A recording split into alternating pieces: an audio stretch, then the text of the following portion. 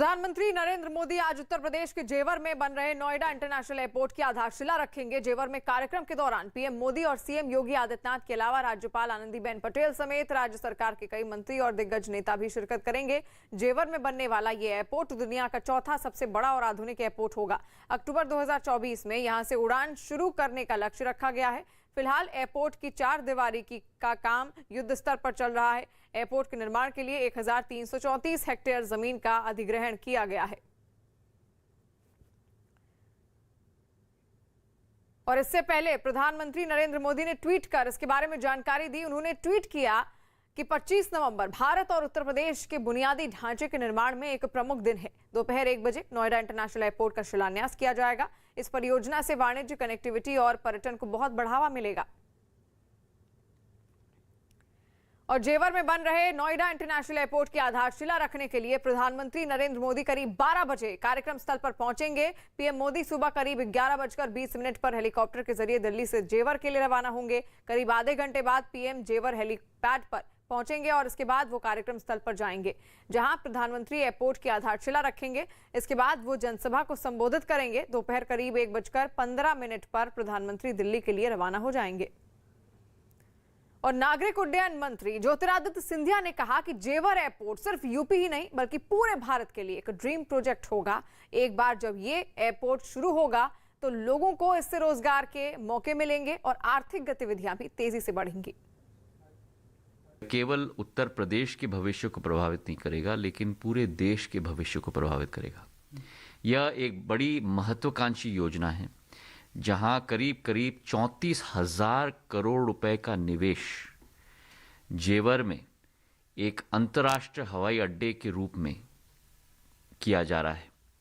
और यह हवाई अड्डा, मैं आपके द्वारा दर्शकों को भी सूचित करूं, ये भारत का सबसे बड़ा नहीं लेकिन एशिया का सबसे बड़ा हवाई अड्डा बनने जा रहा है। और जेवर में प्रधानमंत्री के कार्यक्रम को लेकर तैयारियां पूरी कर ली गई हैं। इस कार्यक्रम के लिए करीब 5,000 पुलिस वालों को तैनात किया गया है। हमारा एक्सपेक्टेशन है, आंकलन है कि 1.5 से 2 लाख लोग यहाँ पर आ सकते हैं। तो उन सब उसकी तैयारी के लिए प्रदेश की समस्त एजेंसीज, राष्ट्रीय एजेंसीज और अनेक प्रकार के हमारे जो पुलिस बल हैं, पैरामिलिट्री फोर्सेज हैं, स्पेशलाइज्ड टीम्स हैं, वो सभी को यहाँ पर लगाया गया है और एक बहुत ही मजबूत व्यवस्था यहाँ पे प्रदान की जा रही है। हमारा विशेष बल होगा कि ट्रैफिक जो है बहुत सुगमता से चले, जिससे कि जो यहाँ इस कार्यक्रम में प्रतिभाग करने लोग आ रहे हैं उनको कोई बहुत कठिनाई का अनुभव ना होना पड़े।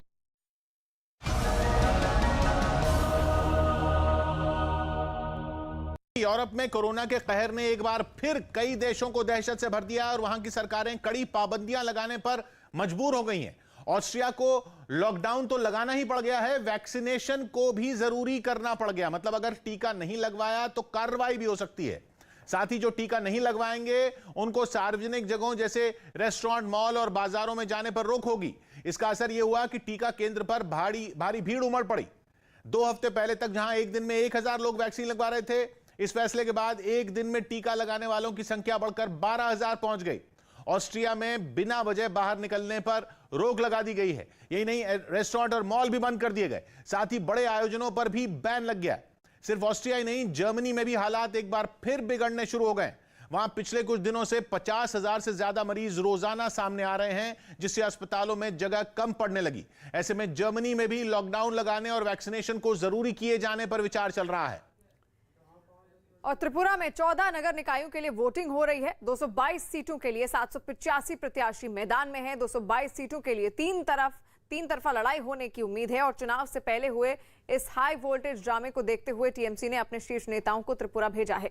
बीजेपी ने भी चुनाव में जीत हासिल करने के लिए पूरी ताकत झोंक दी है। टीएमसी की कोशिश अगरतला और पूर्वोत्तर राज्य में अपनी पकड़ मजबूत करने की है, जिससे 2023 में त्रिपुरा के राज्य चुनाव में बीजेपी को पछाड़ने और राष्ट्रीय स्तर पर बीजेपी के खिलाफ एक मजबूत विपक्ष के रूप में उभरने की कोशिश है। टीएमसी की तरफ से चुनाव टालने की मांग के बावजूद 23 नवंबर को सुप्रीम कोर्ट ने त्रिपुरा में निकाय चुनाव को हरी झंडी दे दी थी। हालांकि कोर्ट ने राज्य सरकार को कानून व्यवस्था बनाने और निष्पक्ष चुनाव कराने का आदेश दिया है। कानून व्यवस्था और प्रचार करने का अवसर न दिए जाने के कारण टीएमसी ने चुनाव टालने की मांग की थी। 28 नवंबर को वोटों की गिनती होगी। राजनीतिक घटनाओं को लेकर के चर्चा का केंद्र बने त्रिपुरा के उप मुख्यमंत्री जिष्णु देव बर्मन जी हमारे साथ हैं। हम इनसे बात करेंगे। दादा, सबसे पहला सवाल लाजमी है हिंसा पर होगा।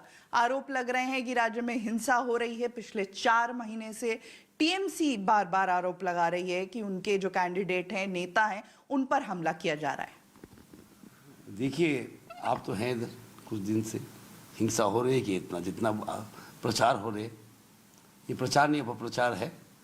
और इलेक्शन टाइम में हिंसा छोटा मोटा घटना घटती है, वेस्ट बंगाल के जैसा नहीं है। और जो लोग हिंसा हो रहा है बोल रहे हैं, वो लोग अपना स्टेट को देखें, क्या किया उन्होंने निर्वाचन के समय और निर्वाचन के बाद क्या किया। इधर कोई हिंसा हो नहीं रहे। ये लोग अब मुश्किल है लोग के लिए, क्योंकि कोई जनता उनके पास आते नहीं आने के बाद क्या बोलते हैं, इंटिमिडेशन, हमको डरवा रहा है, बीजेपी ये कर रहा है, वो कर रहा है, just to cover their weakness. अपना जो वीकनेस है वो कवर करने के लिए सब बोल रहे हैं, and to get some grab headlines. इधर उधर भाग रहे हैं। मैं तो सुना था, मुझे पूछा भी था जर्नलिस्ट ने कुछ महीने पहले, खेला होबे।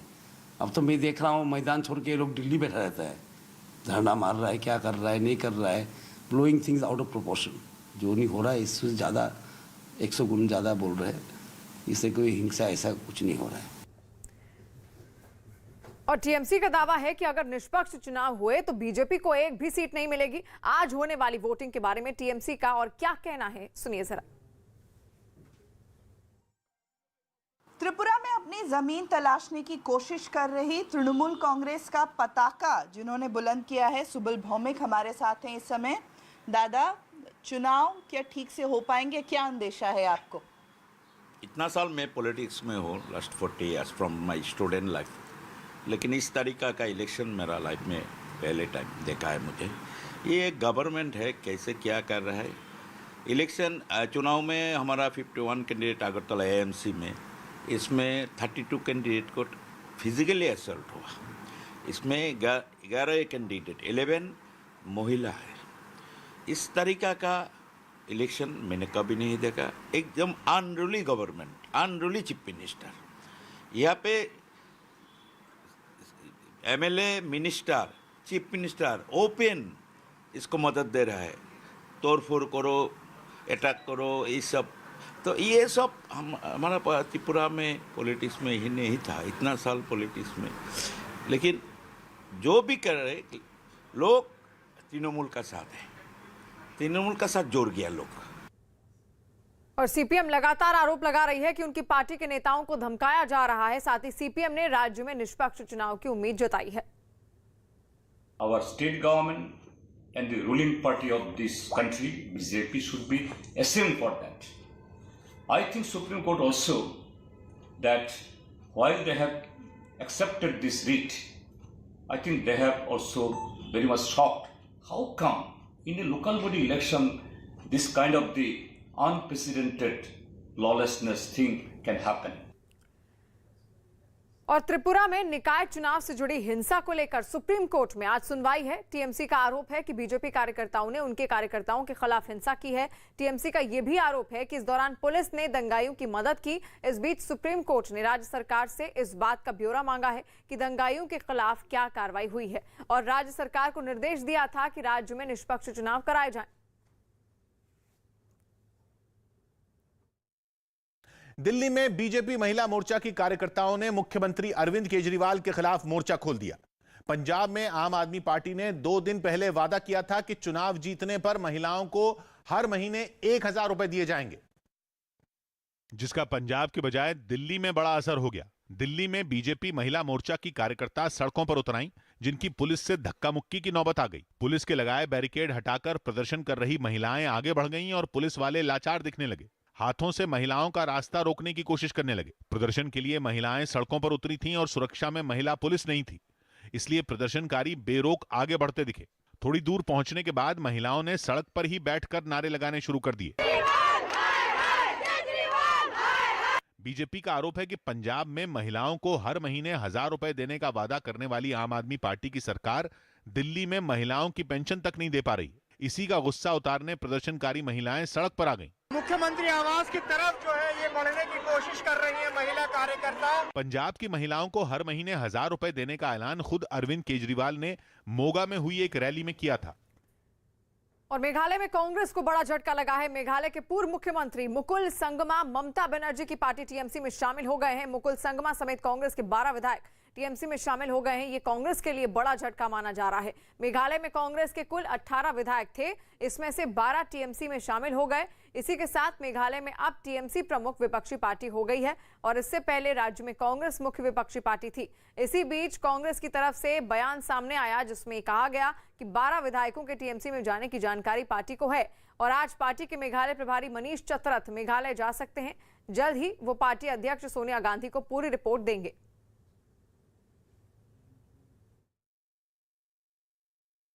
लहसुन को अदरक बताने पर पाकिस्तान के मंत्री की फजीहत हो गई। पाकिस्तान के सूचना मंत्री फवाद चौधरी लहसुन और अदरक में फर्क नहीं कर सके। इसके बाद सोशल मीडिया पर उनकी काफी किरकिरी हुई। फवाद ने अनुवाद करते हुए गार्लिक को अदरक बता दिया जबकि ये लहसुन होता है। जो गार्लिक है, गार्लिक को कहते हैं लेस नहीं अदरक, गार्लिक इज अदरक, सॉरी गार्लिक अदरक।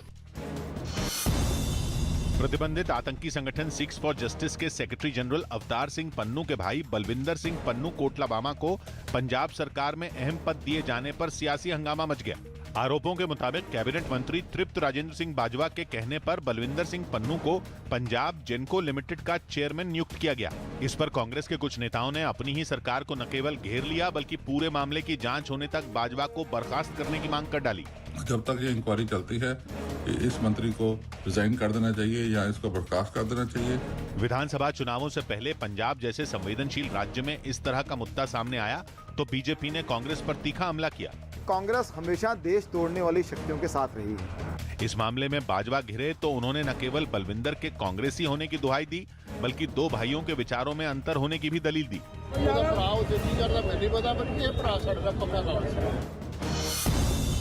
भारत और न्यूजीलैंड के बीच सुबह से कानपुर के ग्रीन पार्क स्टेडियम में टेस्ट सीरीज की शुरुआत होगी।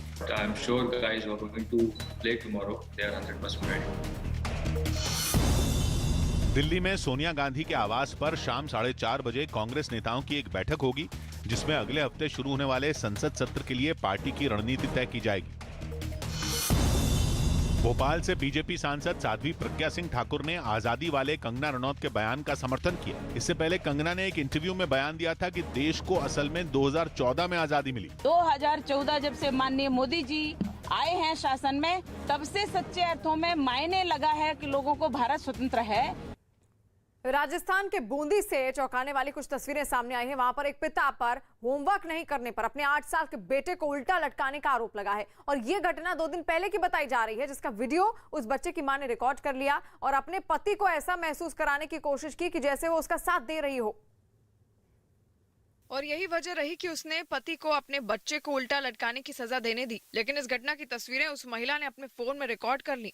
जो वीडियो सामने आया उसमें साफ दिखा कि आरोपी पिता ने अपने बेटे के पहले दोनों हाथों और पैरों को रस्सी से बांध दिया और फिर उसे रस्सी की मदद से उल्टा लटकाने लगा।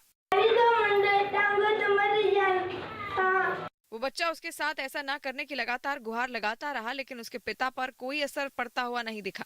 उस बच्चे की मां भी अपने पति का साथ देने की एक्टिंग करती रही। जब इतने से भी आरोपी पिता का मन नहीं भरा तो उसने बच्चे को मारने के लिए डंडा उठा लिया।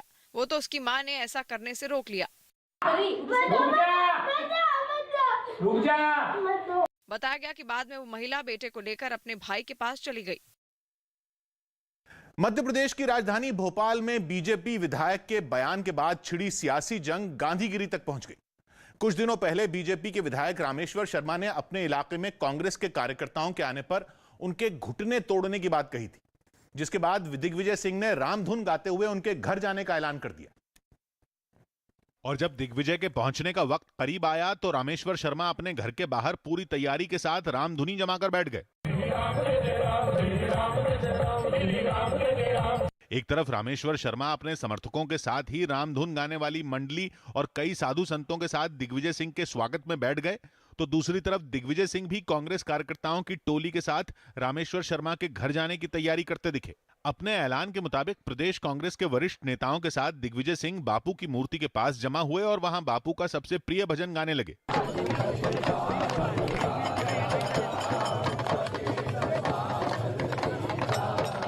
इसके बाद कांग्रेस के कार्यकर्ता इसी अंदाज में रामेश्वर शर्मा के घर की तरफ चल पड़े। लेकिन सभा पर रामधुन और बापू का प्रिय भजन होने के बावजूद प्रशासन को दोनों तरफ से छिड़े घमासान के सियासी होने को लेकर किसी तरह का संशय नहीं रहा। इसलिए दोनों तरफ की हलचल पर पुलिस और प्रशासन की पैनी नजर बनी रही। और रामेश्वर शर्मा जहां रामधुनी रमाए बैठे थे, उसके बाहर पुलिस ने पहरा सख्त कर दिया। पुलिस ने बीजेपी विधायक रामेश्वर शर्मा के घर को छावनी में बदल दिया। हालांकि दिग्विजय सिंह को चुनौती देने वाले रामेश्वर शर्मा ने ऐलान किया कि राम को नहीं मानने वाले कांग्रेस के नेता अगर वहां आते हैं तो उनका फूल मालाओं से स्वागत किया जाएगा। कि लंकापति रावण भी अगर राम के शरण में आता तो राम उसको स्वीकार करते हैं, तो दिग्विजय सिंह जी हैं। कुछ यही अंदाज दिग्विजय सिंह का नजर आया, जिन्होंने राम और बापू के रास्ते पर चलते हुए बीजेपी को जवाब देने का दावा किया। हमारा विरोध विचारधारा का है, जो हिंसा फैलाएगा हम उसका विरोध अहिंसा से करेंगे। हालांकि दिग्विजय सिंह उस बयान की याद दिलाना नहीं भूले जिससे न केवल विवाद शुरू हुआ था, बल्कि वो बयान सोशल मीडिया पर वायरल भी हुआ। कांग्रेस का आदमी इधर आए तो घुटने तोड़ दो। आखिरकार एक सियासी बयान से शुरू हुआ विवाद सियासी कार्यक्रमों की शक्ल लेकर खत्म हो गया। पुलिस ने रामेश्वर शर्मा के घर की तरफ बढ़ रहे कांग्रेस के नेताओं और कार्यकर्ताओं को रास्ते में ही रोक दिया। और बिहार के सासाराम से हैरान करने वाली तस्वीरें सामने आई। वहां पर डीएसपी कार्यालय के पास एक महिला ने पुलिस की गाड़ी को रोककर जमकर हंगामा किया। बताया गया कि उस महिला की शादी 2018 में हुई थी और उसने अपने ससुराल वालों पर दहेज प्रताड़ना का आरोप लगाया था और उनके खिलाफ केस कर दिया था। और इस मामले में उन लोगों को कोर्ट से जमानत मिल गई, जिसके बाद कागजी प्रक्रिया को पूरा करने के लिए पुलिस उन्हें अपनी गाड़ी से ले जा रही थी। तभी बीच रास्ते में अमृता कुमारी नाम की इस महिला ने पुलिस की गाड़ी को रोक दिया और वहां खूब बवाल हुआ। वो वहीं सड़क पर लेट गई, जिसे संभाल पाना पुलिस वालों के लिए मुश्किल हो गया। वो महिला यही नहीं रुकी, उसने पुलिस वालों के साथ धक्का मुक्की भी की। शोरगुल सुनकर वहां लोगों का जमावड़ा लग गया। बताया गया कि करीब 1 घंटे तक उस महिला का हंगामा चलता रहा, जिसे बाद में जबरन पुलिस वालों को वहां से हटाना पड़ा। जर्मनी के फ्रैंकफर्ट से रोंगटे खड़े कर देने वाला वीडियो सामने आया, जिसमें फ्रांस के स्पाइडरमैन के नाम से मशहूर एक स्टंटमैन ने अपने साथी के साथ करीब 500 फीट ऊंची बिल्डिंग पर चढ़ाई कर डाली। बताया गया कि उन्होंने क्लाइमेट चेंज जैसे गंभीर मुद्दे पर लोगों को जागरूक करने के लिए यह कदम उठाया और अपने साथी स्टंटमैन के साथ एक बहुमंजिला इमारत पर चढ़ाई शुरू कर दी। उनके इस स्टंट का वीडियो भी सामने आया, जिसमें वो बिना किसी सहारे हाथों से ही उस इमारत पर चढ़ते नजर आए। इस खतरनाक करतब को करने के लिए दोनों ने किसी चीज की भी मदद नहीं ली। सुरक्षा के लिए उन्होंने खुद को रस्सी से भी नहीं बांधा। दोनों बेखौफ बिना रुके लगातार ऊपर की तरफ चढ़ते रहे। उन्हें इमारत पर चढ़ता देख नीचे खड़े लोग भी हैरान रह गए। कुछ तो इस कारनामे को अपने फोन में रिकॉर्ड करने लगे। किसी तरह की इमरजेंसी से निपटने के लिए नीचे दमकल की गाड़ियां भी तैनात नजर आईं। आखिरकार दोनों कुछ मिनटों में ही 500 फीट ऊंची उस इमारत पर चढ़ गए। और कांग्रेस ने पंजाब के पूर्व सीएम कैप्टन अमरिंदर सिंह की पत्नी को कारण बताओ नोटिस भेजा। कांग्रेस ने पंजाब के पूर्व सीएम कैप्टन अमरिंदर सिंह की पत्नी और पटियाला से सांसद परनीत कौर को कारण बताओ नोटिस भेजा। पंजाब कांग्रेस प्रभारी हरीश चौधरी की ओर से जारी नोटिस में पार्टी विरोधी गतिविधियों में शामिल होने के आरोपों पर उनसे सफाई देने की मांग की गई। मुंबई के पूर्व एसीपी शमशेर पठान ने परमवीर सिंह पर आतंकी कसाब के पास से मिला फोन लेने का आरोप लगाया। शमशेर पठान ने दावा किया कि 26 से 11 हमले के समय जिंदा पकड़ा गया आतंकी कसाब के पास से एक फोन मिला था, जिसे परमवीर सिंह ने पुलिस से ले लिया था और उसे किसी भी जांच एजेंसी को नहीं सौंपा था। यूपी के शाहजहांपुर में फास्ट ट्रैक कोर्ट ने बच्चे की हत्या के आरोप में 2 लोगों को फांसी की सजा सुनाई। साथ ही दोनों पर 1-1 लाख का जुर्माना भी लगाया गया। करीब 6 साल पहले दोनों ने 9 साल के एक बच्चे की गोली मारकर हत्या कर दी थी। 2 लोगों को फांसी हुई, मृत्युदंड की सजा से दंडित किया गया 2 लोगों को। मुंबई में कई रेलवे स्टेशनों पर प्लेटफॉर्म टिकट का दाम 50 रुपए से घटाकर 10 रुपए कर दिया गया। जिन रेलवे स्टेशनों पर प्लेटफॉर्म टिकट के दामों में कटौती की गई, उनमें छत्रपति शिवाजी महाराज टर्मिनस, दादर, लोकमान्य तिलक टर्मिनस, ठाणे, कल्याण और पनवेल शामिल हैं। हरियाणा के टोहाना में 3 महिलाएं गहने की दुकान से 80,000 रुपए के जेवर चोरी कर फरार हो गईं। दुकानदार की शिकायत पर पुलिस ने मामला दर्ज कर लिया है और सीसीटीवी फुटेज के आधार पर महिलाओं की तलाश में जुट गई है। पुलिस वाला आया भी था, वो देख इधर राजनगर वगैरह में इधर देख के भी आए। छत्तीसगढ़ के सुकमा में गांजा तस्करी के आरोप में पुलिस ने 3 लोगों को गिरफ्तार कर लिया। पुलिस ने आरोपियों के पास से 100 किलो से ज्यादा गांजा बरामद करने का दावा किया। ऑस्ट्रेलिया के न्यू साउथ वेल्स से चौंकाने वाली तस्वीरें सामने आई। वहां बिजली पैदा करने वाले एक पावर प्लांट को विस्फोटक लगाकर चंद सेकंड में उड़ा दिया गया। बताया गया कि 1957 में बनाया गया उस प्लांट की गिनती ऑस्ट्रेलिया के सबसे बड़े पावर प्लांट में होती थी, लेकिन 6 दशकों के बाद 2014 में उसे बंद कर दिया गया और अब 7 साल बाद उसे गिरा दिया गया, जिसके लिए पावर प्लांट की 175 मीटर ऊंचाई वाली 2 आसमान छूती चिमनियों के टावर और एक बॉयलर में विस्फोटक लगाकर धमाका किया गया। ऊंचाई से ली गई तस्वीरों में साफ दिखा कि धमाका होते ही जमीन के पास विस्फोटक से चिंगारी निकली और धुआं उठने लगा।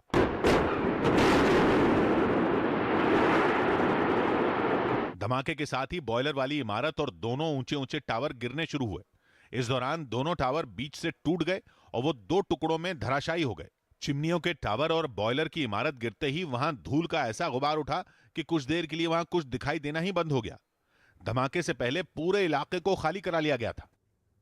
और पश्चिम बंगाल के जलपाईगुड़ी से चौंकाने वाली कुछ तस्वीरें सामने आई। वहां 17 साल के एक लड़के की भालू के हमले में मौत हो गई, जिससे गुस्साए लोगों पर उस भालू को भी मार गिराने का आरोप लगा और बताया गया कि वो लड़का चाय के बाग में भालू की फोटो खींचने गया था,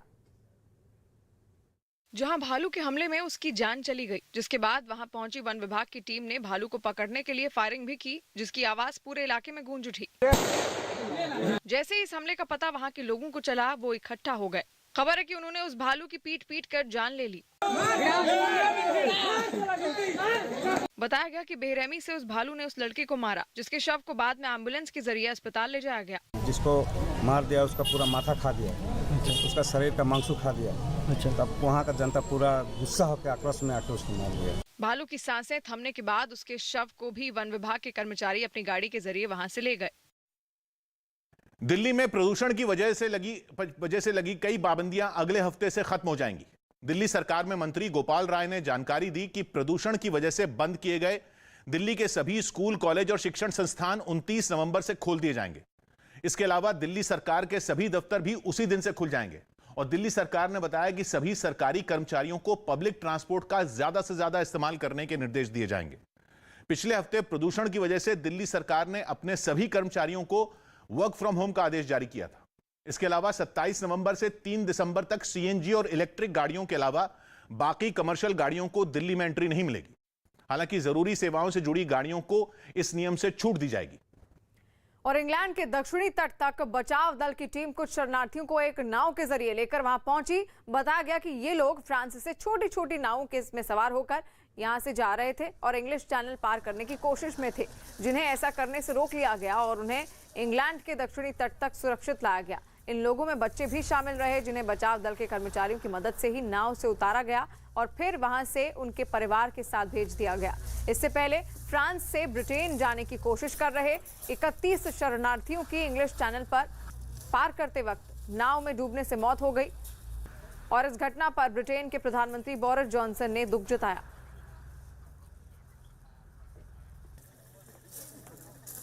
पश्चिम बंगाल के आसनसोल में बीजेपी के राष्ट्रीय उपाध्यक्ष दिलीप घोष के सामने तृणमूल कांग्रेस के समर्थकों ने हंगामा किया। दिलीप घोष बीजेपी के कई नेताओं के साथ बर्नपुर बस स्टैंड के पास चाय पर चर्चा करने पहुंचे और कार्यक्रम खत्म होने के बाद जैसे ही उनका काफिला निकला, सड़क के किनारे इंतजार कर रहे तृणमूल कांग्रेस के समर्थकों ने नारेबाजी शुरू कर दी। हालांकि दिलीप घोष ने विरोध करने वालों को देखकर जैसे ही गाड़ी की खिड़की का शीशा नीचे किया, नारेबाजी करने वालों में एक ने उनसे हाथ मिलाया और उसके बाद नारेबाजी तेज हो गई। टीएमसी समर्थकों की नारेबाजी से बीजेपी के कार्यकर्ता भड़क गए और विरोध करने वालों के सामने आकर उन्होंने भी जवाबी नारेबाजी शुरू कर दी। दोनों दलों के समर्थकों के आमने सामने आने से कुछ देर के लिए सड़क बंद हो गई, जिसके बाद बीच बचाव के लिए सुरक्षा बल के जवान मौके पर पहुंच गए। इस दौरान बीजेपी की विधायक अग्निमित्रा पॉल अपने समर्थकों के बीच पहुंची और माहौल को शांत करने की कोशिश करने लगी। बीजेपी नेताओं के चले जाने के बावजूद कुछ देर तक दोनों तरफ से नारेबाजी होती रही।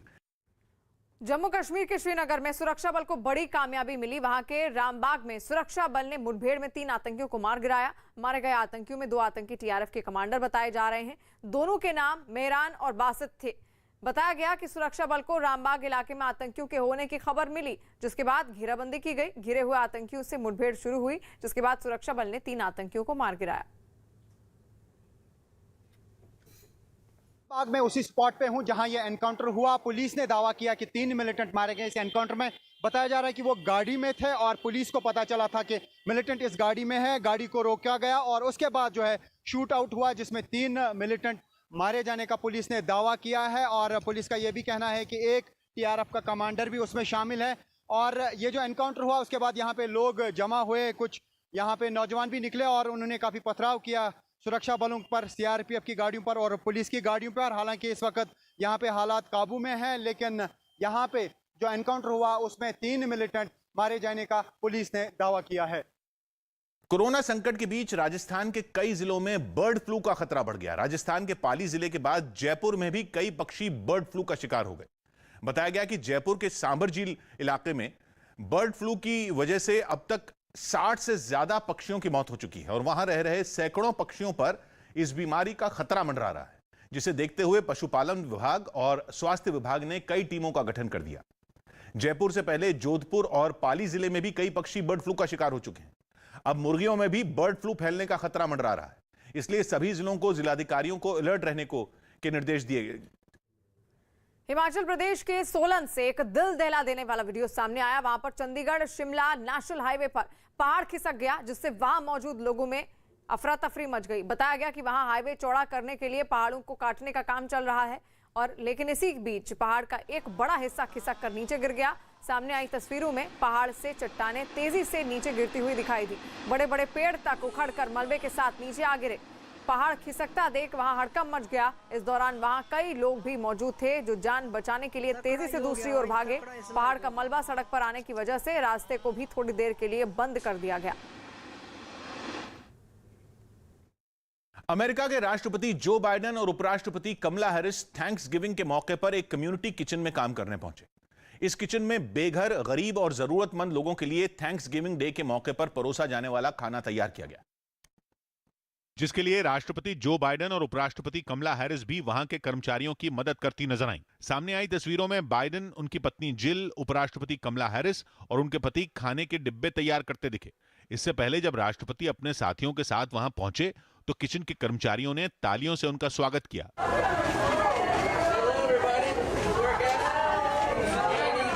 बाइडेन और कमला हैरिस ने भी सबसे मुलाकात की। बाद में इन कर्मचारियों की जगह राष्ट्रपति खुद वहां खड़े हो गए और खाना पैक करने का काम शुरू कर दिया। इस दौरान उनकी पत्नी और उपराष्ट्रपति कमला हैरिस भी उनकी मदद करती रहीं। और आंध्र प्रदेश के गुंटूर में हैरान करने वाला एक मामला सामने आया है। वहां पर चंद्रबाबू नायडू की पार्टी टीडीपी के समर्थक की सरेआम जमकर पिटाई कर दी गई और आरोप है कि जमीन विवाद पर वाईएसआर कांग्रेस के समर्थकों ने उस आदमी पर हमला किया और टीडीपी समर्थक को सड़क किनारे जमीन पर गिरा दिया गया। इस दौरान 4 लोग उसकी पिटाई करते और उसे काबू में करते हुए नजर आए। हमलावरों में एक ने उस आदमी के पैर पकड़े थे, जबकि दूसरे आदमी ने उसके पैरों पर पत्थर से एक के बाद एक कई वार किए। एक आदमी ने उसे लकड़ी से कई बार पीटा और बताया गया कि इस हमले में टीडीपी समर्थक को गंभीर चोटें आई हैं। उत्तर रेलवे ने प्लेटफॉर्म टिकट सस्ता कर दिया। उत्तर रेलवे ने प्लेटफॉर्म टिकट का दाम फिर 30 रुपए से घटाकर 10 रुपए कर दिया। पहले कोरोना संकट के दौरान रेलवे स्टेशनों से भीड़ को दूर रखने के लिए इन टिकटों की कीमत बढ़ाई गई थी। खबर है कि केंद्रीय कैबिनेट ने प्रधानमंत्री गरीब कल्याण अन्न योजना की समय सीमा बढ़ा दी, यानी गरीब परिवारों को इस महीने के बाद भी मुफ्त सरकारी राशन मिलता रहेगा। इस योजना के तहत कोरोना संकट में गरीब परिवारों को हर महीने मुफ्त अनाज दिया जाता है। दक्षिण अफ्रीका के तेज गेंदबाज लुंगी एनगिडी की कोरोना रिपोर्ट पॉजिटिव आई, जिसकी वजह से उन्हें हॉलैंड के खिलाफ वनडे सीरीज से बाहर होना पड़ा। महाराष्ट्र के पूर्व सीएम देवेंद्र फडणवीस ने एमएनएस अध्यक्ष राज ठाकरे के घर जाकर उनसे मुलाकात की। इसके बाद मुंबई के नगर निगम बीएमसी के चुनावों में दोनों पार्टियों के बीच गठबंधन की अटकलें तेज हैं। बिहार में जहरीली शराब की वजह से मौत और शराब से जुड़े दूसरे विवादों के बाद एक बीजेपी विधायक ने सीएम नीतीश कुमार से शराबबंदी कानून वापस लेने की अपील करते हुए एक सलाह भी दे डाली। शराबबंदी वापस हो और 5 गुने दाम पर इसको बेचा जा। शराबबंदी खत्म करने की सलाह पर नीतीश कुमार की पार्टी जेडीयू बिफर पड़ी और बीजेपी विधायक को धमकी दे डाली। तो इनको भी ये संभल कर रखना होगा, कहीं इन पर न कार्रवाई हो जाए। गठबंधन में मतभेद देख आरजेडी को मौका मिला तो बीते दिनों एक दुल्हन के कमरे में पुलिस के छापे के बहाने लालू प्रसाद की पार्टी ने फौरन तंज कस डाला। यज्ञ में जो विघ्न डालता है उसके यहाँ हमको असुर कहा गया। ये असुरों वाला काम कर रहे हैं। दिल्ली के भलसवा डेयरी इलाके से एक चौंकाने वाला वीडियो सामने आया है। वहां झगड़ा शांत कराने पहुंची पुलिस पर ही हमला हो गया और बताया गया कि बच्चों की लड़ाई के बाद दो गुटों के बीच विवाद शुरू हो गया, जो बढ़ते बढ़ते हिंसक झड़प में बदल गया। हंगामे की जानकारी मिलने पर पुलिस वहां पहुंची और लोगों को हटाना शुरू किया। सामने आई तस्वीरों में कुछ लोग बीच सड़क पर मारपीट करते हुए नजर आए। इस बीच एक पुलिस वाले ने भीड़ पर लाठी बरसानी शुरू कर दी। लाठीचार्ज होते ही लोग भागने लगे, लेकिन तभी एक महिला पुलिस वाले से भिड़ गई और देखते ही देखते कुछ दूसरे लोगों ने भी उसे घेर लिया। लोगों ने पुलिस वाले की लाठी छीन ली और उसी के साथ हाथापाई शुरू कर दी। हाथापाई में महिलाएं भी पीछे नहीं रही, उनने कानून हाथ में लेने में कोई कसर नहीं छोड़ी और बाद में पुलिस ने भी दोनों गुटों के लोगों पर मामला दर्ज कर कार्रवाई शुरू कर दी है।